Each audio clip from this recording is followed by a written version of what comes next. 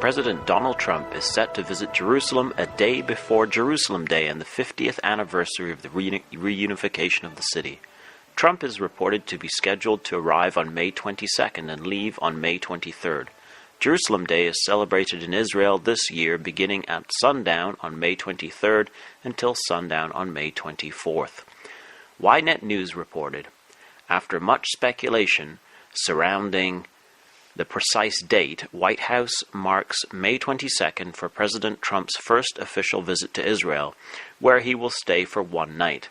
Secretary of State Tillerson will accompany the president, along with UN envoy Nikki Haley, a staunch Israel supporter, and ambassador to Israel David Friedman.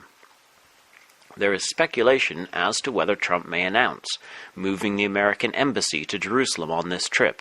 There is also a report that claims Trump will recognize all of Jerusalem as the capital of Israel. Time will tell. Without question, however, Trump's entourage has to be one of the most pro-Israel ever, and certainly more so than the last administrations. Israel planning massive building spree in Jerusalem. This was the headline on Arut Sheva, and the story also reported on Ynet News.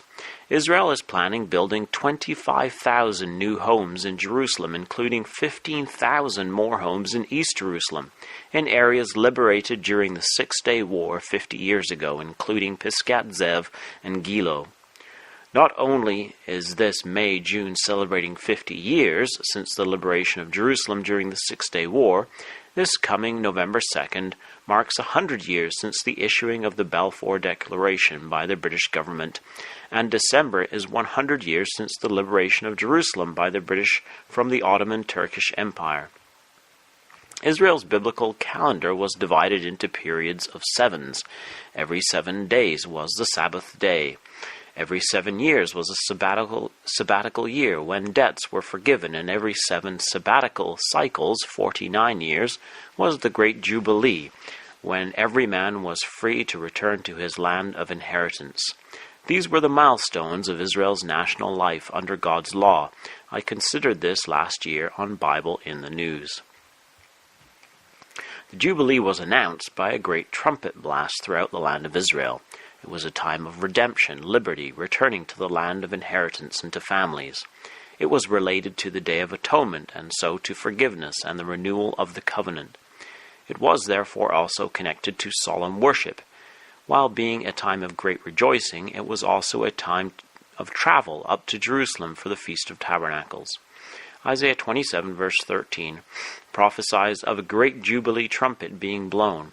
And it shall come to pass in that day that the great trumpet shall be blown, and they shall come which were ready to perish in the land of Assyria, and the outcasts in the land of Egypt, and shall worship the Lord in the holy mount at Jerusalem. Since I considered the Jubilee last year on Bible in the News, I noticed another prophecy that is divided into Jubilee periods. This prophecy is the prophecy of 70 weeks in Daniel 9. This prophecy foretold the time from the command to rebuild and restore Jerusalem until Messiah the Prince.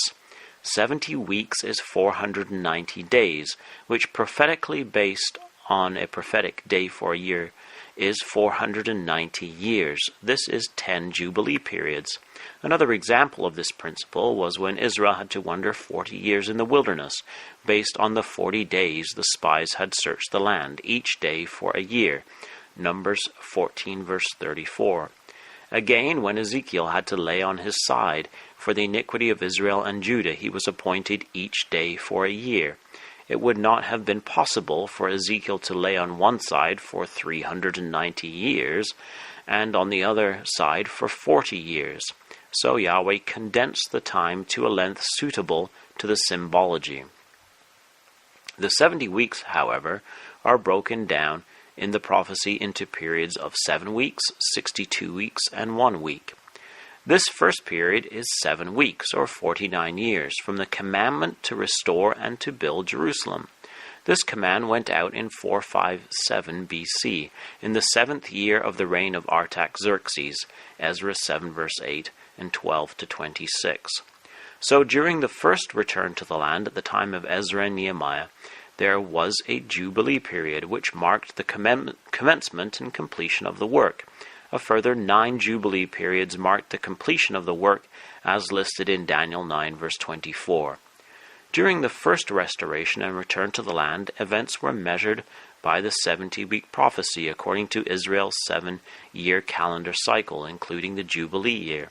So during the Great Restoration, which leads up to the establishment of the Kingdom of God in Israel, it would seem fitting too that the Jubilee period would be used.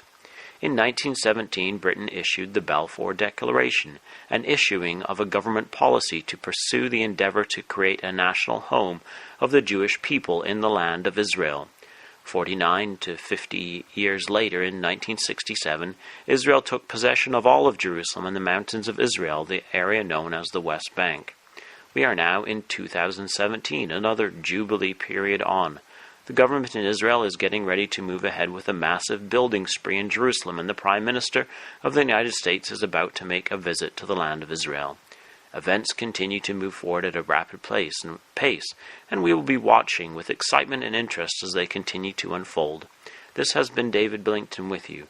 Return next week as we once again consider the Bible in the News at www.bibleinthenews.com.